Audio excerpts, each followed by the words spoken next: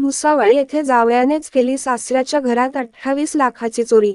भुसावळ येथे शिवशक्ती कॉलनी सोमनाथ नगर येथे 2 डिसेंबर रोजी दुपारी अनिल हरी बऱ्हाटे यांच्या घरात रोख रक्कम व सोन्याच्या दागिन्यासह 28 लाखाच्या ऐवजाची चोरी झाली होती।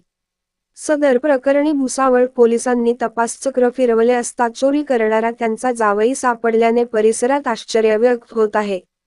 याबाबत माहिती अशी की भुसावळ बाजारपेठ पोलीस स्टेशनमध्ये सदर घटनेबाबत दागिने चोरीचा गुन्हा दाखल झाला होता।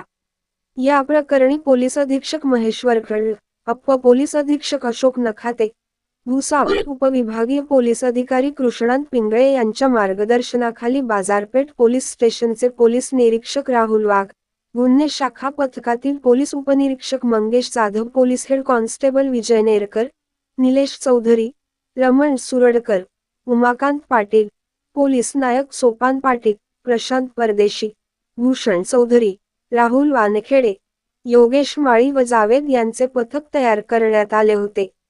या पथकाने चौकशी केली असता गुप्त बातमीद्वारा त्यांना अनिल बऱ्हाटे यांचा जावई राजेंद्र शरद झांबरे राहणार फेकरी हा कर्जबाजारी झाला असल्याने त्यानेच चोरी केली असल्याचे माहिती मिळाली होती।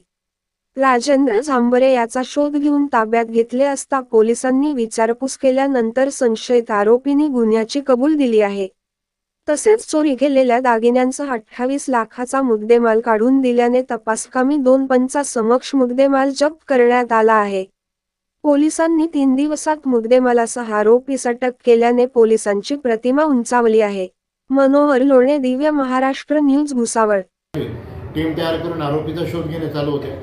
त्यातच त्यांचा जो जावई आहे राजेंद्र झांबरे याच्यावर थोडा संशय आला। त्याला संशयास्पद त्याच्या हालचाली वाटल्या। त्याला ताब्यात घेतल्यानंतर विचारपूस केल्यानंतर सदर घरफोडी ही त्यानेच केलेली आहे, त्याची त्याने कबुली दिलेली आहे। त्यामुळे आज त्याला अटक करून 2 दिवसाचा PCR घेण्यात आलेला आहे व त्याच्याकडून आतापर्यंत टोटल 28,55,000ची घरफोडी असून 21,05,000चा मुद्देमाल जप्त करण्यात आलेला असून बाकीचा तपास माननीय पोलीस अधीक्षक सो तसेच अप्पर पोलीस अधीक्षक व उपविभागीय पोलीस अधिकारी सो यांच्या मार्गदर्शनाखाली चालू आहे। जय हिंद, जय महाराष्ट्र। बरं सर, या घरफोडीमध्ये काही त्याने सोनं काही सोनारांना विकलं होतं सर? त्याने घरफोडीमधील जे सोनं काही सोनारांना विकलं होतं ते वर्षभरात जे काढलं होतं तर त्या सोनारांना आता बोलवलेलं आहे आणि त्यांच्याकडून विचारपूस करून पुढील तपास करत आहोत। तर सर, याच्यात त्यांना काही त्यांच्यावर कारवाई करणार आहे का?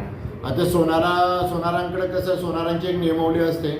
त्याच्यानंतर त्यांनी जेव्हा त्याची पत्नी किंवा तो हा जो आरोपी आहे हे सोबत गेले असेल आणि सोनारांनी जर त्यांच्या नियमावलीप्रमाणे जर ते सोनं घेतलेलं असेल तर त्याला त्यांच्यात आपण त्यांचे जबाब घेऊन त्यांना त्याच्यात साक्षीदार बनवू।